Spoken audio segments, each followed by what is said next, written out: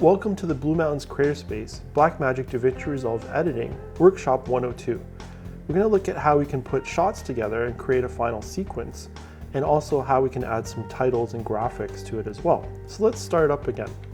So what we've done from the last workshop is we imported our footage. We have it in here, and what we were working on, we had the media tab down here below before. So now what we're going to do is we're going to skip 2 over, and I want to not just do a quick cut as the second tab is, but I want to get to the third one, which is our full editing suite. So I'm going to click on that. It's going to take us over to the editing window.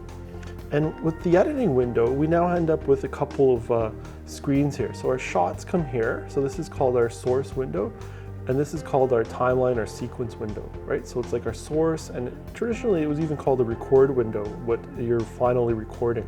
So this is our final video edit. This is all of our source clips.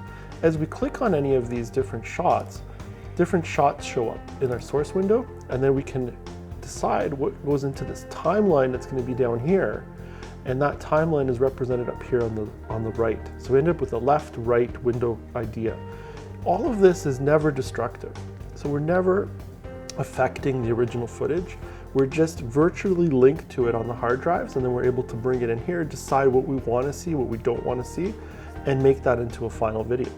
So let's start up with some shots and how we can bring them in. So before we can do anything, we need to create a timeline. So down here, this is our timeline area, and right now there's nothing available, it's just gray. So what I'm going to do is I'm going to go up to File, New Timeline, right? So it's just right up here at the top, File, New Timeline. I'm going to hit New Timeline, and what it's going to ask for is then, what do I want to call it? So right away I can name it something. So I'm going to go Demo Cut 1. It's going to ask what type of audio tracks, stereo, mono, and the default pretty much works for us. So an empty timeline, and we can just hit create on that. We'll talk more about timelines in some future advanced editing workshops as well, but we're just going to create that. And from there, we end up with a timeline now down here. We have our source footage up here, and this black area here, this square, there's nothing in here yet. And this is what the timeline is, and there's nothing there. So we're going to basically decide what parts of these shots we want the source, bring them down to the timeline, and that is the essence of all editing. So let's start up. I'm going to take a first shot here. Okay, and in the basics of this, we looked at this in the last workshop. But again, with my mouse, so just with the mouse itself, I can just scrub along by moving along and hitting the tab. So I just kind of move along also. And the nice thing is, so then as well, I can use the space bar. So I'm going to hit play. Action. And we heard someone say action. So usually in a shot, that could be the beginning of what we want to use. Now we got to decide what parts we want to use. So that's called marking an in and out point. And the essence of all editing is what's called a 3-point edit. So we're going to have an in and out point on our source footage, and then we need an in point down here on the timeline. This cursor, as I move it along, this represents the base in point without doing anything. So wherever that is, that's where the edit's going to plop itself down as we bring it into the sequence. So to start, I'm going to just go through here and mark an in and out point. So we can do that with, there's a couple ways. So we can actually use the mark in and mark out, these two symbols right here. We can also do it while we're watching and just use the actual I and O on the keyboard to mark an in and out point. And that's really effective because that way I can actually then start, decide where I want it to go and for how long I want to use it. And even while I'm watching it, just by marking the I and O. Okay, so let's do that with the keyboard. So from here, I'm going to hit the space bar. I'm hitting a I. Love these vibrant, peaceful spaces. And I hit the O. And right there, that's our first step of making an in and out point. So you can see we got a dot right here and a dot right there. That's our in and out point. Okay, so we've set that up. And now what we can do is we can, if we like, we can just drag it down into the timeline. So we can take this and drag it down here and plop it in. But what I want to look at is these actual editing keys that we can use to be a little bit faster and also more precise. So as I mentioned before, we have our we have our in and out point. So we have our 2 points up here, and we have our third point down here, represented by this cursor right here. We can also technically mark in and out points on the timeline, and that's going to become more important for precision advanced editing. So if I hit the I, you can see now it says, hey, it's going to put the clip right here in the beginning, and that's the in point, right? So the parameters are, it's only going to use from the in and out of this shot and bring it right down here. Okay, so now I'm going to overwrite or insert. I have these two options right here. And the overwrite and the insert doesn't really matter for the first shot because we're just bringing it into the sequence.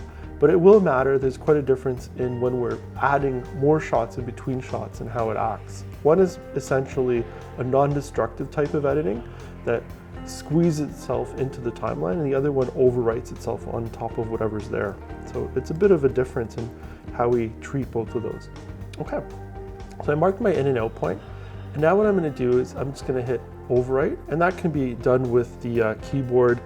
There's an F10 function, so we can use the F10, or we can just use the interface directly here. So I can just click right on the button with my mouse as well.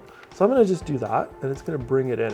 And all of a sudden you can see now I have footage in the sequence, and this is how we start to sequence everything. So there we go, that's our first edit. And now what we need to do is we're going to add some more shots. So I'm going to click on this, and same idea. I'm just going to mark in and out points. So again, we can use that J, K, and L to scrub back and forth, as we talked about in the last tutorial. I love these vibrant, peaceful spaces.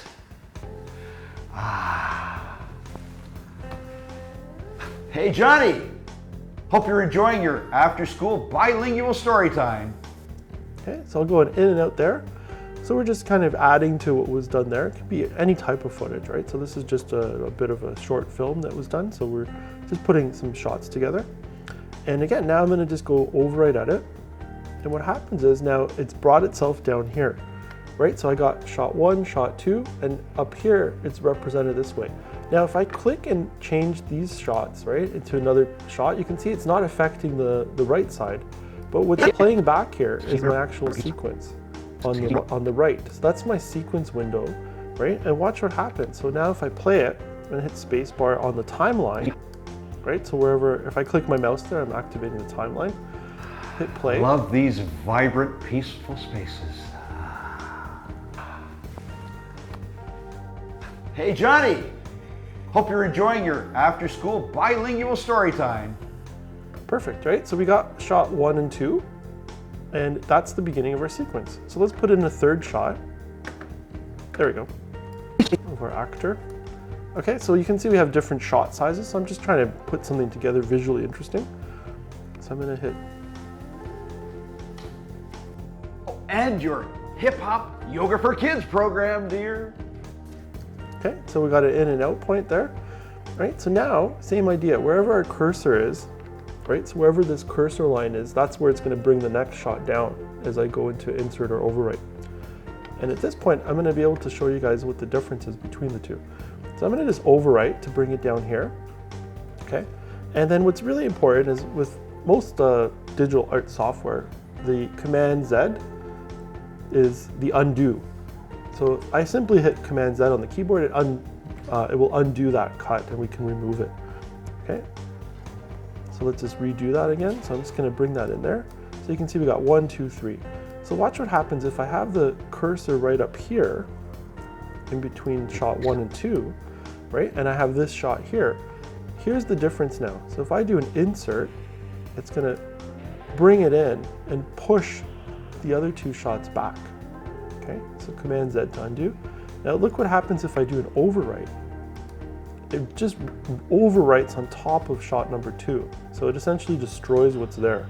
But what happens is it keeps everything in the same length.